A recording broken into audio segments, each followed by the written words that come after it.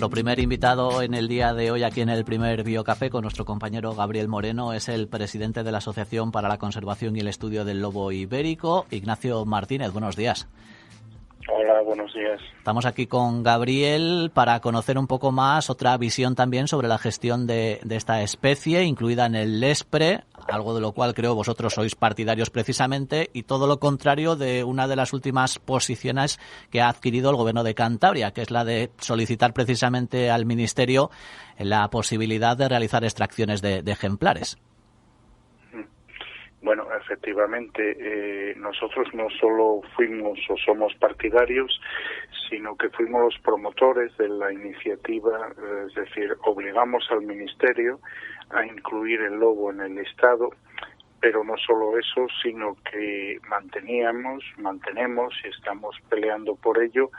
El lobo, entendemos, tiene que estar en el catálogo de especies protegidas en España, un nivel superior de protección.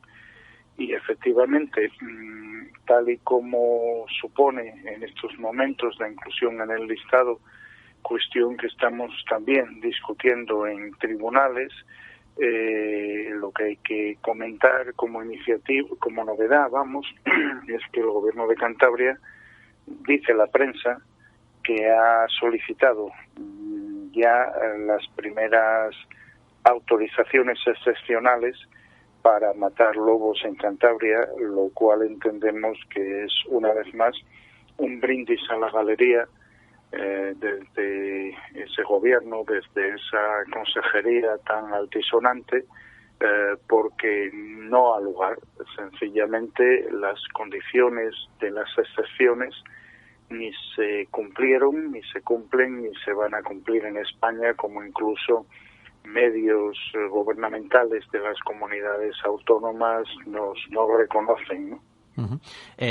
Cierto es que la justicia se está pronunciando casi en función de los acontecimientos a un lado o a otro, porque también hemos visto que aquí vuestro recurso contra el plan de gestión de 2019, en este caso, lo había desestimado.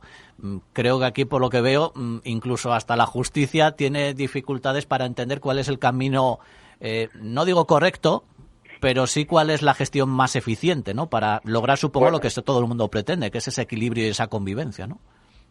Sí, bueno, dos cuestiones al respecto. La primera es que ese asunto no está cerrado. Uh-huh. Nosotros comunicamos recientemente, esta semana, que frente a esa decisión del Tribunal Superior de Justicia de Cantabria habíamos recurrido en casación al Supremo, con lo cual, si el Gobierno de Cantabria pensaba que eso le daba respaldo, bueno, que se lo piense alguien porque el tema está en el aire.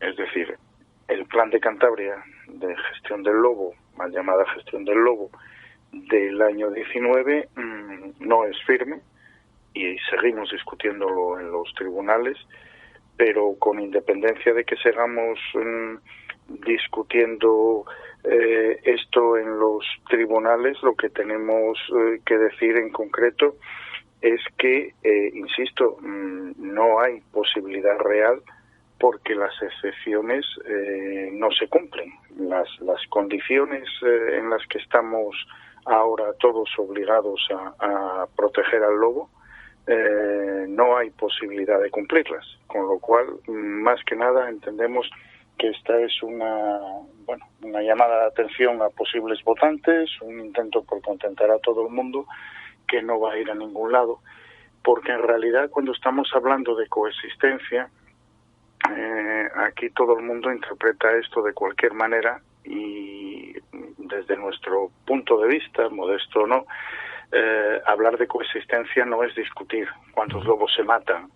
Hablar de coexistencia significa que no matamos ningún lobo, que dejamos al lobo ejercer su papel, que es muy importante para nosotros porque necesitamos lobos, que tiene que primar lo colectivo sobre lo individual, lo público sobre lo privado, y que tenemos un marco legal a cumplir y que cada uno tiene que gestionar sus negocios respetando ese marco. Algo tan sencillo como esto, es decir, es la gestión de algunas actividades privadas la que tiene que adaptarse a los intereses generales y, por lo tanto, pues tomar las medidas que estime oportunas fueran las que fuesen, que evidentemente nunca van a poder ser matar lobos de nuevo. Hay tres cuestiones que has mencionado y que resultan especialmente notorias. Son, por un lado, el coste ecológico que tiene no contar con el lobo como especie en sí para el ser humano. La segunda tiene que ver precisamente con ese marco legal que no viene siquiera ya de España, sino que viene de Europa, creo, y que precisamente la inclusión en el LESPRE viene avalada por Europa. Y luego la tercera, el carácter de las decisiones que se adoptan y cómo se adoptan. No sé si ahí puede estar uno de los hándicaps o uno de los argumentos que tienen en su mano precisamente, en este caso, algunas administraciones. El hecho de que territorios que no cuentan con presencia, en este caso, por ejemplo, de la especie, tengan la misma legitimidad para pronunciarse sobre los efectos de la misma en otros territorios que sí tienen presencia. Bueno, esto último parece, y merece la pena detenerse un momento en ello, una especie de pataleta, una simplificación inadmisible más de los debates públicos. Resulta que durante años, en el marco legal vigente, se estuvieron tomando decisiones de protección de especies en España y nadie cuestionó el mecanismo, porque habrá que recordar que Cantabria habrá votado y votó sobre la protección de especies que no había ni cabía esperar que hubiese en Cantabria. Cuando estábamos protegiendo especies de Canarias, nadie discutió si, aparte de la comunidad autónoma de Canarias, las demás podían votar. Cuando estamos protegiendo especies marinas, nadie le discute o la había discutido a La Rioja o a otras comunidades del interior si podían votar.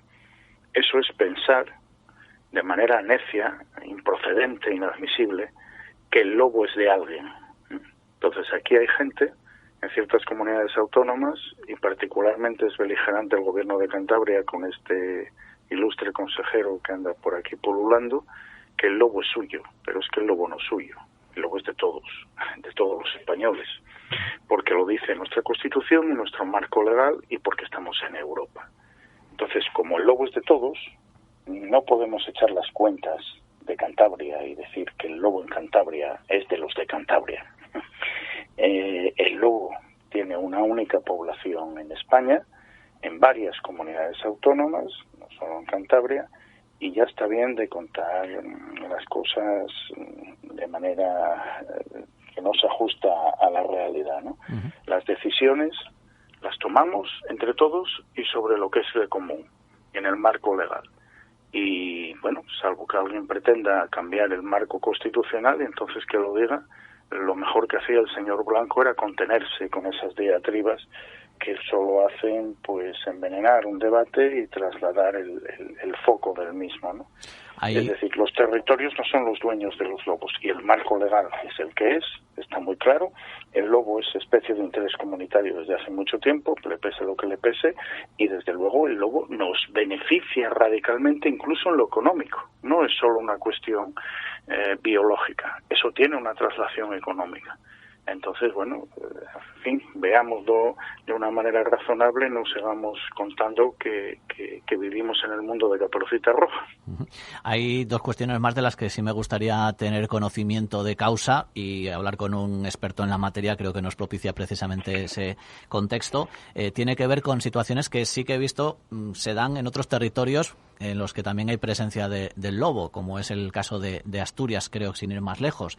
El tema del radiomarcaje y, por otro lado, también el tema de la caza ilegal. No sé si de ejemplares se está produciendo aquí en Cantabria, si hay conocimiento de alguno. Y el tema del radiomarcaje, ¿en qué consiste y cuál es su relación directa precisamente con esa letalidad de la que se alude? Bueno, la caza ilegal es una actividad criminal que tiene que ser perseguida sin piedad por las administraciones públicas, sea lo que piensen algunos sobre el lobo. Punto y aparte. Entonces, si alguien caza lobo, que sepa que se expone a penas de cárcel, como no cabe suponer otra cosa. Dicho esto, estamos estudiando, intentando aclarar qué es lo que sucede en algunos lugares donde prácticas no necesariamente transparentes, ni limpias, ni adecuadas de conocimiento, de obtención de conocimiento sobre la especie pueden haber estado vinculadas a episodios de mortalidad no claros, ¿no? En eso estamos, intentando atar cabos, porque bueno, hay muchas informaciones preocupantes al respecto. ¿Y el tema del radiomarcaje? Eso, el tema del radiomarcaje, es decir, el radiomarcaje motivó que determinados ejemplares radiomarcados acabaran causando baja. Es un rastreo de seguimiento. Sí, se captura algún ejemplar, se le pone un emisor y se estudia su movilidad. Eso es el radiomarcaje. Y sobre esto lo que estaba indicando es que estamos pidiendo explicaciones porque hay cosas que no están claras al respecto y hay aquí en Cantabria también. No sabemos si eso se está practicando igualmente en Cantabria, pero bueno, tiempo al tiempo, porque todo esto estará aflorando antes o después. Y hay que tener en cuenta, antes lo decía, que los lobos no son de Cantabria ni de Asturias, con lo cual hay lobos que pasan de Cantabria a Asturias porque no saben ni tienen por qué saber dónde está una frontera humana que alguien marcó. Con lo cual, pues bueno, Cantabria, con el territorio que tiene y los límites que tiene, cuando hace trampas al solitario para justificar las muertes del lobo en el plan, buena parte de los lobos que computa no son, entre comillas, de Cantabria, sino que son grupos compartidos con Asturias, con Castilla y León, incluso en algunas ocasiones con el País Vasco, con lo cual, pues bueno, seguimos jugando ahí de manera indebida con las justificaciones, ¿no?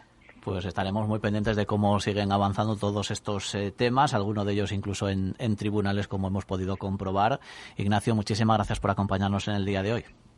A vosotros, a vuestra disposición. Un saludo. Igualmente. Ignacio Martínez, presidente de la Asociación para la Conservación y el Estudio del Lobo Ibérico. Muchos frentes abiertos.